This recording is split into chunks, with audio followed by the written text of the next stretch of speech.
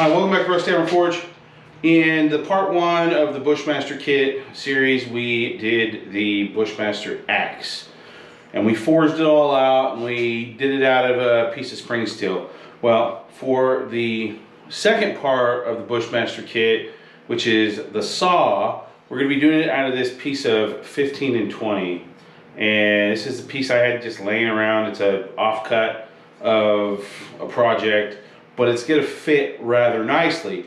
And we're not going to do much forging on this at all, but we'll still do a time lapse and everything. And we're going to be sitting right about in there and putting a nice bend in this piece. So we're going to go get started and get this thing all basically ground out, because that's all we got to do to it. We're just going to grind it out. So, all right, we'll see you over at the grinders. Welcome back, YouTube. Here we are again on Bushmaster Kit Part 2. Now, we decided to go stock removal on this one just so we could get it done. And on to the next item, which is the entrenching tool, which is a lot of compound forging, once again, just like we did in the axe. The saw is pretty straightforward. It would have been a lot of forging, but nothing that would have amounted to anything. It would have just been a lot of taking down in thickness, it's elongating out, and then we would have been in stock removal anyway. So I decided to just go straight to stock removal so that we could get on to the next part 3, which is the entrenching tool or adze. And I mean, this is the saw. So this is a limbing saw. It's pretty straightforward. We didn't need a lot of forge work into it. I had this piece of steel laying around, so why not? It gets us on to part 3 a lot quicker, and we still get a very nice tool out of the deal. So, and if you've never experienced what stock removal was, then yes, please wear your safety glasses. Don't do that.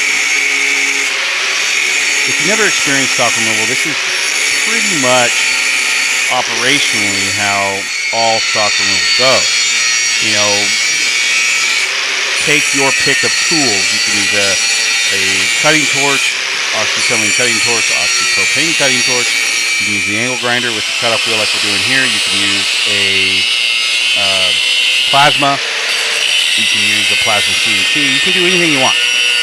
You know, stock removal. So the biggest thing is stock removal is you put your pattern on, then you drop everything that's not the pattern, and you're on to bigger and better things. That is the beauty of stock removal. Now, if you were looking at putting in some forge finish and everything, which wouldn't necessarily be desired on a saw like this, you want that blade pretty clean and smooth. You know, I wouldn't advise doing a forge finish on a saw.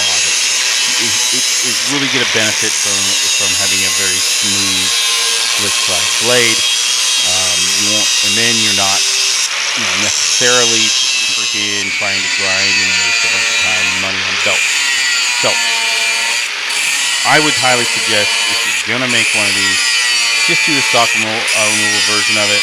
Get it done. Get on to using it that much quicker. But if all you have is the ability to forge, then go ahead, forge it all out, get it down to thickness. You're still going to be at the stock removal stage anyways, at this stage right here, once you get it down to thickness for whatever you're using. So, I mean, you could forge out your tip and all your angles and everything like that, but you're still going to be right there at the profile. You're going to be cutting down. It's going to be slightly larger than what you want it to be. So you're going to be at stock removal anyways. You might have to just start out with a flat piece. So that is my reasoning behind this. 2/3 of the kit will be fully forged.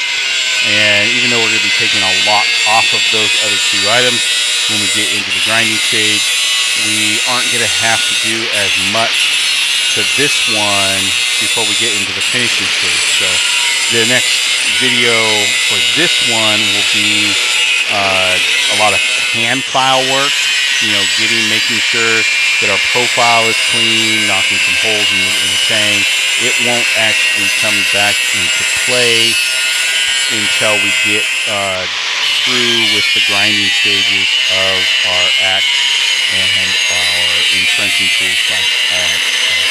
But for now, enjoy the stock removal video. It's pretty loud. You know, it is what it is, but it is super, super quick. And I want to remind everybody, starting January 1st, Rusty Hammer Forge is back on Patreon, patreon.com, search Rusty Hammer Forge to become a member and get access to discounts on merchandise, webinars, giveaways, and much, much more that's involved on there. Go check out Rusty Hammer Forge on Patreon on January 1st. So we give a $10 discount on all purchases for the entirety of the time that you are a Patreon, and a big giant thank you to those who are going to be jumping on that chance. Now, if you just would like to go buy a t-shirt, long sleeve shirt, pullover hoodie, or a zipper hoodie, go to rustyhammerforge.com/shop and go purchase yourself a Rusty Hammer Forge hoodie, zipper hoodie, t-shirt, or long sleeve shirt. We have the No Fucks Given and the crowd sponsor. So a little bit more expensive. So that much, but thanks for memory. Alright, so we're just profiling this out here and getting it down to size real quick. So, but this is a quick and dirty, you know, get it done. Took about 40 minutes of work time to get it to the finish stage. If you're on Patreon, you have long video that shows uncut video. The actual video time on this, I believe, was right at 33 minutes. And with just a little bit of extra time there, plus that other comments. Go check that out if you desire. But this is actually not my first saw. It's my first saw like this. I've done saws on the back of like buoys and stuff like that, where I had to design my own teeth pattern and everything so the saw wouldn't come up, and cut green wood with it, and it's great, but it's thick. You know, it really wasn't it was a saw for what it did, but it was more of just an extra at the time. This is actually the very first saw that I will have completed when we're done with this that is fully designed just to be a saw, just to be a limbing saw. And you know, it'll do its job. It's I guarantee it. We're gonna get out there and it's gonna saw some limbs. May not look like it right now, but it's early stages. We haven't established our rakes. We haven't established our edges. We haven't offset our teeth. We haven't done any of that. We are just getting it to shape. And then the next video that you see of this, it will then go into hand filing everything, tuning it up, getting it into heat treatment and tempering it out, and going from there, handles and everything, you know, the whole kit and caboodle. And then we'll have the part 3 of this saw video will be the testing phase, of showing what it can and can't do. So stay tuned for those. That'll probably be early to mid-spring when we'll get those out. You know, this is also the kit. I want to make sure everybody understands that this whole kit is going to be given away to Patreon-only members. And so this is the first giveaway that we're going to do on Patreon. So as soon as this is done, by the time you watch the videos, the later videos, it will have already been given away. So make sure that you get in if you'd like to have a chance of winning this and using this and getting this as your own. Make sure you get there and become a member of Patreon. You know, just search Rusty Hammer Forge on Patreon after the first. So It's pretty standard. This is a pretty standard stock and roll build. There's nothing. I'm not doing anything really spectacular here. Anybody can do this. You know, doesn't need a lot of. You don't need to be super talented to do this stuff.